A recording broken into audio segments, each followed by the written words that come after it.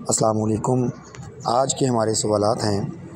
پہلا سوال، علامہ اقبال نے مثنوی پس چہ بعید کرد اے اقوام مشرق کس موقع پر لکھی؟ جب مسولینی حبشہ پر قابض ہوا تب علامہ اقبال نے مثنوی لکھی۔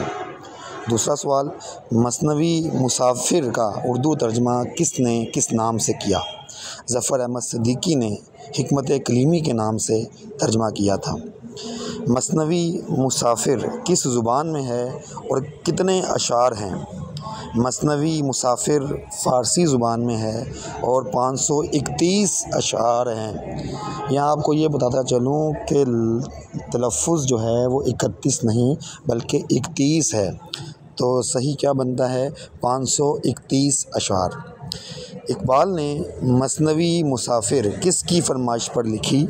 اقبال نے مثنوی مسافر اپنے والد کی فرمائش پر مثنوی بو علی قلندر کی طرز پر لکھی تھی۔ مثنوی مسافر کب لکھنا شروع کی؟ اقبال نے مثنوی مسافر 1911 عیسوی میں لکھنا شروع کی۔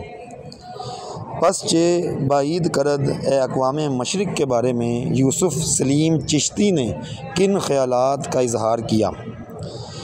یوسف سلیم چشتی نے کہا کہ آپ کی ساری شاعری جسم ہے اور مثنوی پس چہ بعید کرد اے اقوام مشرق اس کا دل ہے۔